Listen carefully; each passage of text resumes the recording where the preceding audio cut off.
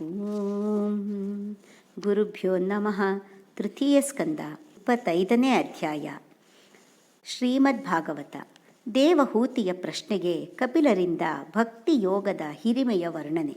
ಶೌನಕರು ಹೇಳುತ್ತಾರೆ, ಕಪಿಲಸ್ತತ್ವ ಸಂಖ್ಯಾತ ಭಗವಾನಾತ್ಮಮಾಯೆಯ ಜಾತಃ ಸ್ವಯಮಜಃ ಸಾಕ್ಷಾದಾತ್ಮಪ್ರಜ್ಞಪ್ತಯೇ ನೃಣಾಂ. ಸೂತ ಪುರಾಣಿಕರೇ, ಭಗವಂತನಾದ ನಾರಾಯಣನು ಜನ್ಮರಹಿತನಾಗಿದ್ದರೂ ಜನರಿಗೆ ಆತ್ಮಜ್ಞಾನವನ್ನು ಉಪದೇಶ ಮಾಡುವುದಕ್ಕಾಗಿ ತನ್ನ ಮಾಯೆಯಿಂದ ತತ್ವಗಳನ್ನು ಲೆಕ್ಕಿಸುವ ಸಾಂಖ್ಯ ದರ್ಶನ ಪ್ರವರ್ತಕರಾದ ಕಪಿಲ ಮುನಿಗಳ ರೂಪದಲ್ಲಿ ತಾನೇ ಅವತಾರ ಮಾಡಿದನೆಂದು ತಿಳಿದು ಬಂದಿದೆ. ಭಗವಂತನ ನಾನಾ ಚರಿತ್ರೆಗಳನ್ನು ಕೇಳಿರುವ ನನ್ನ ಇಂದ್ರಿಯಗಳಿಗೆ ಯೋಗಿ ಪುಂಗವರು, ಪುರುಷ ಶ್ರೇಷ್ಠರೂ ಆಗಿರುವ ಆ ಕಪಿಲ ದೇವರ ಕೀರ್ತಿಯನ್ನು ಎಷ್ಟೆಷ್ಟು ಕೇಳಿದರೂ ತೃಪ್ತಿಯಾಗಿಲ್ಲ. ಸಂಪೂರ್ಣವಾಗಿ ಸ್ವತಂತ್ರನಾಗಿರುವ ಶ್ರೀಹರಿಯು ತನ್ನ ಯೋಗ ಮಾಯೆಯಿಂದ ಭಕ್ತರ ಇಷ್ಟಕ್ಕನುಗುಣವಾಗಿ ಶರೀರಗಳನ್ನು ಧರಿಸಿ ಯಾವ ಯಾವ ಲೀಲೆಗಳನ್ನು ತೋರಿಸಿರುವನೋ ಅವೆಲ್ಲವೂ ಕೀರ್ತನೆಗೆ ಯೋಗ್ಯವೇ ಆಗಿದೆ. ಆದ್ದರಿಂದ ಅವುಗಳನ್ನು ನನಗೆ ತಿಳಿಸಿರಿ. ನನಗೆ ಆ ವಿಷಯದಲ್ಲಿ ಬಹಳವಾದ ಶ್ರದ್ಧೆ ಇದೆ. ಸೂತ ಪುರಾಣಿಕರು ಹೇಳುತ್ತಾರೆ, ಮುನಿಗಳೇ, ತಮ್ಮಂತೆಯೇ ವಿದುರನು ಈ ಆತ್ಮಜ್ಞಾನ ಸಂಬಂಧವಾದ ವಿಷಯಗಳ ಬಗೆಗೆ ಮೈತ್ರೇಯ ಮಹರ್ಷಿಗಳಲ್ಲಿ ಪ್ರಶ್ನೆ ಮಾಡಿದಾಗ ವ್ಯಾಸರ ಗೆಳೆಯರಾದ ಪೂಜ್ಯರಾದ ಮೈತ್ರೇಯ ಮಹರ್ಷಿಗಳು ಪ್ರಸನ್ನರಾಗಿ ವಿದುರನಿಗೆ ಹೇಳಿದರು, ವಿದುರನೇ ಕೇಳು. ತಂದೆಯು ಅರಣ್ಯಕ್ಕೆ ತೆರಳಿದ ನಂತರ ಕಪಿಲರು ತನ್ನ ತಾಯಿಗೆ ಪ್ರಿಯವನ್ನುಂಟು ಮಾಡುವುದಕ್ಕೋಸ್ಕರ ಆ ಬಿಂದು ಸರೋವರ ತೀರ್ಥಕ್ಷೇತ್ರದಲ್ಲೇ ಇರತೊಡಗಿದರು. ಒಂದು ದಿನ ತತ್ವಜ್ಞಾನದಲ್ಲಿ ಪಾರಂಗತರಾಗಿ ಕರ್ಮಾತೀತರಾಗಿರುವ ಆ ಮುನಿವರ್ಯರು ಆಸನದಲ್ಲಿ ವಿರಾಜಿಸುತ್ತಿದ್ದಾಗ ದೇವಹೂತಿಯು ಬ್ರಹ್ಮದೇವರು ಹಿಂದೆ ತನಗೆ ಹೇಳಿದ್ದ ಮಾತನ್ನು ಜ್ಞಾಪಿಸಿಕೊಂಡು ತನ್ನ ಆ ಪುತ್ರನಿಗೆ ಹೇಳಿದಳು, ಪ್ರಭುವೇ, ಈ ದುಷ್ಟ ಇಂದ್ರಿಯಗಳ ವಿಷಯ ಲಾಲಸೆಯಿಂದ ನನಗೆ ತುಂಬ ಬೇಸರವಾಗಿದೆ. ಅವುಗಳ ಇಷ್ಟವನ್ನು ಈಡೇರಿಸುತ್ತಿರುವುದರಿಂದಲೇ ನಾನು ಈ ಘೋರವಾದ ಅಜ್ಞಾನದ ಇರುಳಿನಲ್ಲಿ ಬಿದ್ದು ತೊಳಲುತ್ತಿದ್ದೇನೆ. ಈಗ ನಿನ್ನ ಅನುಗ್ರಹದಿಂದ ನನಗೆ ಜನ್ಮ ಪರಂಪರೆಯು ಕೊನೆಗೊಂಡಿದೆ. ಅದಕ್ಕೆ ದಾಟಲು ಅಸದಳವಾದ ಅಜ್ಞಾನದ ಈ ಕತ್ತಲೆಯನ್ನು ದಾಟಿ ಸತ್ಯಾರ್ಥವನ್ನು ನೋಡಲು ಒಳ್ಳೆಯ ಕಣ್ಣುಗಳಂತಿರುವ ನೀನು ನನಗೆ ದೊರೆತಿರುವೆ. ನೀನು ಸಮಸ್ತ ಜೀವಿಗಳಿಗೂ ಪ್ರಭುವಾದ ಭಗವಂತನಾದ ಆದಿಪುರುಷನು. ಅಜ್ಞಾನದ ಕತ್ತಲೆಯಿಂದ ಕುರುಡಾಗಿರುವ ಮನುಷ್ಯರಿಗೆ ಕಣ್ಣಾಗಿರುವ ಸೂರ್ಯನಂತೆ ಉದಯ ಹೊಂದಿದ್ದೀಯೆ. ದೇವನೇ, ಈ ಒಡಲು, ಮನೆ ಮುಂತಾದವುಗಳಲ್ಲಿ ನಾನು ನನ್ನದು ಎಂಬ ಯಾವ ಕೆಟ್ಟ ಅವಗ್ರಹ ಉಂಟಾಗುತ್ತದೆಯೋ ಅದನ್ನು ಉಂಟು ಮಾಡುವವನು ನೀನೇ ಆಗಿದ್ದೀಯೆ. ಆದ್ದರಿಂದ ನೀನೇ ಈಗ ನನ್ನ ಈ ಮಹಾಮೋಹವನ್ನು ದೂರ ಮಾಡು. ನೀನು ಭಕ್ತರ ಸಂಸಾರ ವೃಕ್ಷವನ್ನು ಕಡಿದು ಹಾಕುವ ಕೊಡಲಿಯಾಗಿದ್ದೀಯೆ. ಇಂತಹ ಧರ್ಮಜ್ಞರಲ್ಲಿ ಶ್ರೇಷ್ಠನಾದ ನಿನ್ನಲ್ಲಿ ನಾನು ಪ್ರಕೃತಿ ಪುರುಷರ ಜ್ಞಾನವನ್ನು ಕರುಣಿಸಬೇಕೆಂದು ಶರಣು ಹೊಂದುತ್ತೇನೆ. ಮೈತ್ರೇಯ ಮಹರ್ಷಿಗಳು ಹೇಳುತ್ತಾರೆ, ಹೀಗೆ ತನ್ನ ತಾಯಿಯು ಎಲ್ಲ ಪುರುಷರಿಗೂ ಮೋಕ್ಷದಲ್ಲಿ ಅಭಿಲಾಷೆಯು ವೃದ್ಧಿಯಾಗುವಂತೆ ಮಾಡುವ ಪರಮ ಪವಿತ್ರವೂ ನಿರ್ದುಷ್ಟವೂ ಆದ ಇಷ್ಟಾರ್ಥವನ್ನು ಮನಸ್ಸಿನಲ್ಲಿ ಶ್ಲಾಘಿಸಿ ಸತ್ಪುರುಷರಿಗೆಲ್ಲ ಶರಣ್ಯರಾಗಿರುವ ಶ್ರೀ ಕಪಿಲ ಮಹಾಮುನಿಗಳು ಮೃದುವಾದ ಮಂದಹಾಸದಿಂದ ಶೋಭಿಸುವ ಮುಖಾರವಿಂದದಿಂದ ಹೀಗೆ ಅಪ್ಪಣೆ ಕೊಡಿಸಿದರು, ಅಮ್ಮ, ಆಧ್ಯಾತ್ಮ ಯೋಗವೇ ಮನುಷ್ಯರಿಗೆ ಅತ್ಯಂತ ಕಲ್ಯಾಣವನ್ನುಂಟು ಮಾಡುವ ಸಾಧನವಾಗಿದೆ. ಅದು ಸಮಸ್ತ ದುಃಖ ಮತ್ತು ಸುಖಗಳನ್ನು ನಿವೃತ್ತಿ ಮಾಡುವ ಪರಮ ಕಲ್ಯಾಣಕರವಾದ ಮುಖ್ಯ ಸಾಧನವಾಗಿದೆ ಎಂಬುದು ನನ್ನ ನಿಶ್ಚಯವಮ್ಮ. ಸರ್ವಾಂಗ ಸಂಪನ್ನರಾಗಿರುವ ಅಂತಹ ಯೋಗವನ್ನು ನಾನು ಆ ಬಗೆಗೆ ಕೇಳಲು ಇಷ್ಟಪಟ್ಟ ನಾರದರೆ ಮುಂತಾದ ಮುನಿಗಳ ಮುಂದೆ ವರ್ಣಿಸಿದ್ದೆನು. ಅದನ್ನೇ ಈಗ ನಿನಗೂ ಹೇಳುತ್ತೇನೆ. ಚೇತಃ ಕಲ್ವಸ್ಯ ಬಂಧಾಯ ಮುಕ್ತಯೇ ಚಾತ್ಮನೋ ಮತಂ ಗುಣೇಶು ಸಕ್ತಂ ಬಂಧಾಯ ರಥಂ ವಾ ಪುಂಸಿ ಮುಕ್ತಯೇ. ಈ ಜೀವಕ್ಕೆ ಬಂಧ ಮತ್ತು ಮೋಕ್ಷಗಳೆರಡಕ್ಕೂ ಮನಸ್ಸೇ ಕಾರಣವೆಂಬುದು ಬಲ್ಲವರ ಅಭಿಪ್ರಾಯವಾಗಿದೆ.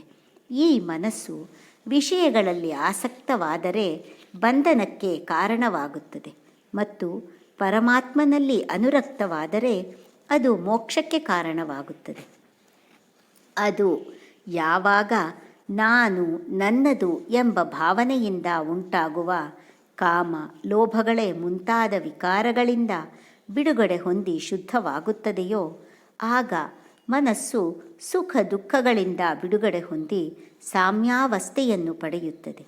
ಆಗ ಜೀವಕ್ಕೆ ತನ್ನ ಜ್ಞಾನ, ವೈರಾಗ್ಯ ಮತ್ತು ಭಕ್ತಿಗಳಿಂದ ಕೂಡಿದ ಹೃದಯದಲ್ಲಿ ಆತ್ಮವು ಪ್ರಕೃತಿಯಿಂದ ಅತಿರಿಕ್ತವಾಗಿ ಅದನ್ನು ಮೀರಿರುವುದು, ಅದ್ವಿತೀಯವಾದುದು, ಭೇದರಹಿತವಾದುದು, ಸ್ವಯಂ ಪ್ರಕಾಶವಾದುದು, ಸೂಕ್ಷ್ಮವಾದುದು, ಅಖಂಡವಾದುದು ಮತ್ತು ಉದಾಸೀನವಾದುದು, ಹಾಗೆಯೇ ಪ್ರಕೃತಿಯು ಶಕ್ತಿಹೀನವಾದುದು ಎಂಬ ಅನುಭವವು ಉಂಟಾಗುವುದು.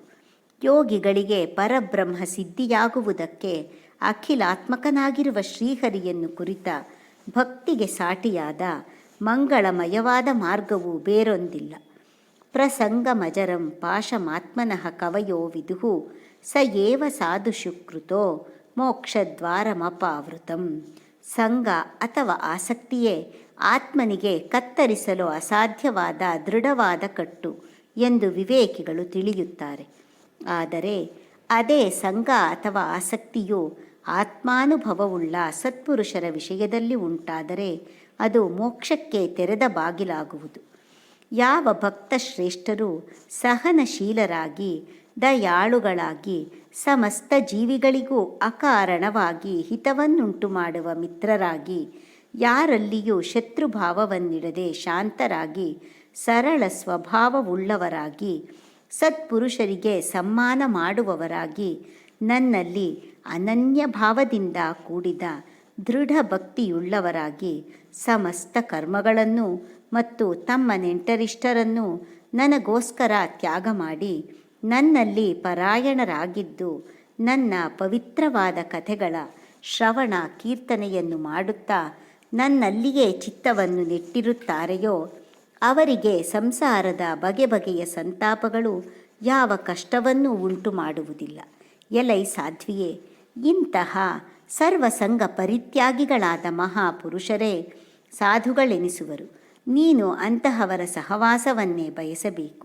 ಏಕೆಂದರೆ ಅವರು ಆಸಕ್ತಿಯಿಂದ ಉಂಟಾಗುವ ಎಲ್ಲ ದೋಷಗಳನ್ನು ನಿವಾರಿಸುತ್ತಾರೆ. ಸತ್ಸಂಗದಿಂದ ನನ್ನ ಪರಾಕ್ರಮದ ಯಥಾರ್ಥವಾದ ಅರಿವನ್ನುಂಟು ಮಾಡುವ ಮತ್ತು ಮನಸ್ಸಿಗೂ ಕಿವಿಗಳಿಗೂ ರಸಾಯನವಾಗಿರುವ ಕಥೆಗಳು ತಿಳಿದುಬರುತ್ತವೆ.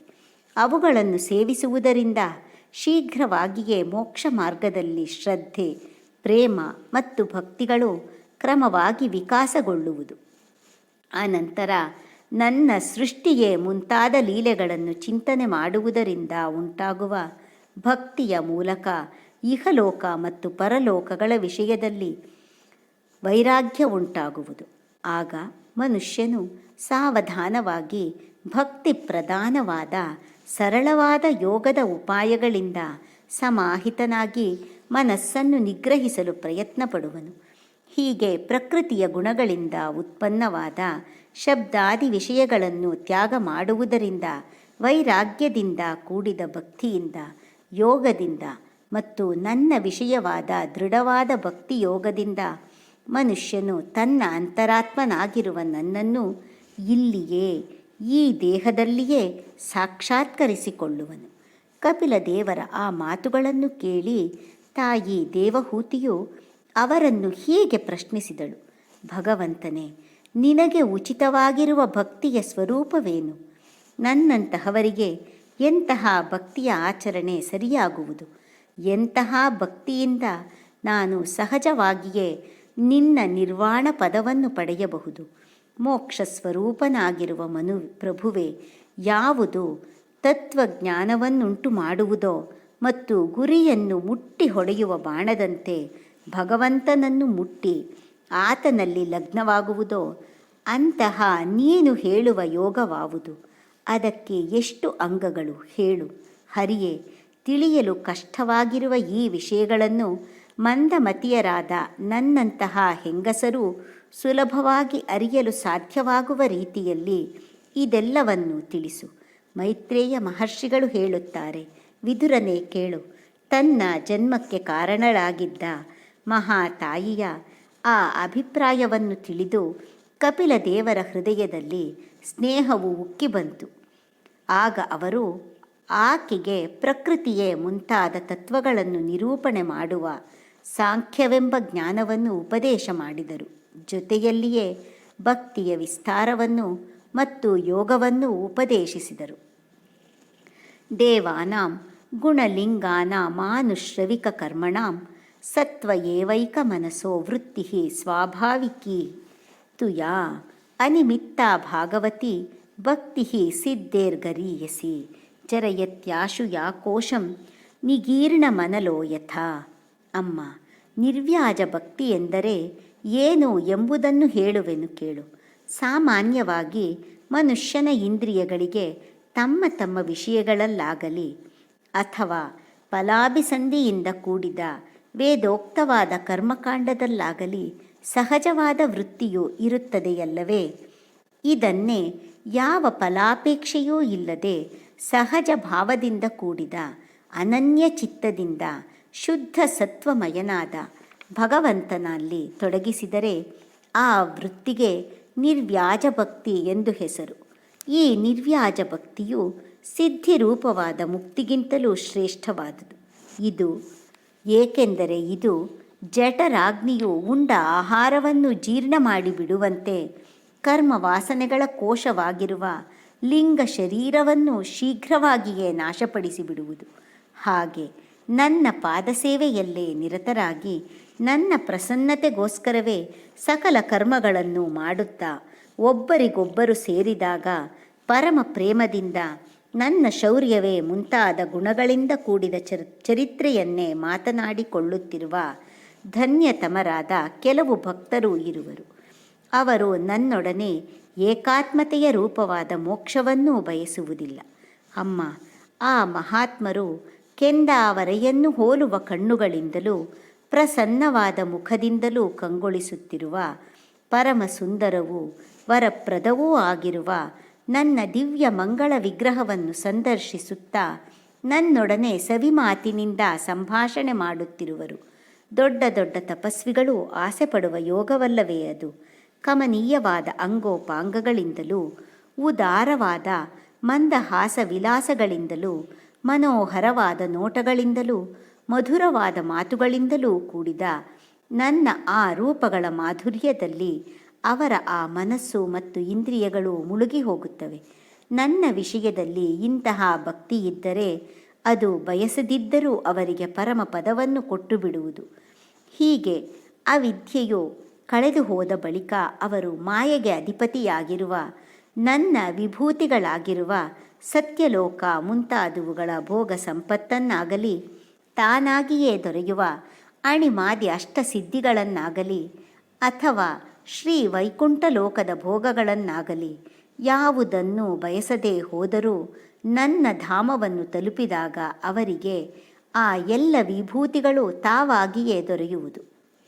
ಅಮ್ಮ, ಯಾವ ಭಕ್ತ ಶ್ರೇಷ್ಠರು ನನ್ನನ್ನೇ ತಮ್ಮ ಪ್ರಿಯತಮ ವಸ್ತುಗಳಾದ ತಮ್ಮ ದೇಹವೆಂದು, ಪುತ್ರನೆಂದು, ಮಿತ್ರನೆಂದು, ಗುರುವೆಂದು, ಹಿತಕಾರಿಯೆಂದು ಮತ್ತು ಇಷ್ಟ ದೇವತೆಯೆಂದು ತಿಳಿದುಕೊಂಡಿರುವರೋ ಅಂತಹ ನನ್ನ ಆಸರೆಯಲ್ಲೇ ಇರುವ ಸುಕೃತಿಗಳು ಶಾಂತಿಪೂರ್ಣವಾದ ನನ್ನ ವೈಕುಂಠ ಧಾಮವನ್ನು ತಲುಪುವರು.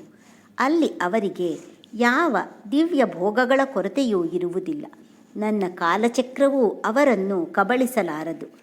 ಯಾರು ಇಹಲೋಕ ಪರಲೋಕಗಳನ್ನು, ಈ ಎರಡು ಲೋಕಗಳಲ್ಲೂ ಜೊತೆಯಲ್ಲಿ ಬರುವ ಲಿಂಗದೇಹವನ್ನು ಮತ್ತು ಶರೀರ ಸಂಬಂಧದಿಂದ ಬಂದ ಹಣವನ್ನು, ಪಶುಗಳೇನು, ಮನೆ ಮಠಗಳೇನು ಇವೇ ಮುಂತಾದವುಗಳೆಲ್ಲವನ್ನೂ ಮತ್ತು ಇತರ ಬೇರೆ ಬೇರೆ ಸಂಗ್ರಹಗಳನ್ನು ತೊರೆದು ಅನನ್ಯ ಭಕ್ತಿಯಿಂದ ಎಲ್ಲ ಪ್ರಕಾರಗಳಿಂದಲೂ ನನ್ನನ್ನೇ ಭಜಿಸುತ್ತಾರೆಯೋ ಅಂತಹವರನ್ನು ನಾನು ಮೃತ್ಯುರೂಪವಾದ ಸಂಸಾರ ಸಾಗರದಿಂದ ದಾಟಿಸಿ ಬಿಡುವೆನಮ್ಮ. ನಾನು ಸಾಕ್ಷಾತ್ ಭಗವಂತನೇ ಆಗಿದ್ದೇನೆ. ಪ್ರಕೃತಿ ಮತ್ತು ಪುರುಷರಿಗೆಲ್ಲ ಪ್ರಭುವೂ ಆಗಿದ್ದೇನೆ. ಸಮಸ್ತ ಪ್ರಾಣಿಗಳ ಆತ್ಮವೂ ನಾನೇ. ನನ್ನನ್ನು ಬಿಟ್ಟು ಬೇರೆ ಯಾರನ್ನು ಆಶ್ರಯಿಸಿದರೂ ಮೃತ್ಯುರೂಪವಾದ ಮಹಾಭಯದಿಂದ ಬಿಡುಗಡೆಯಾಗುವುದಿಲ್ಲ.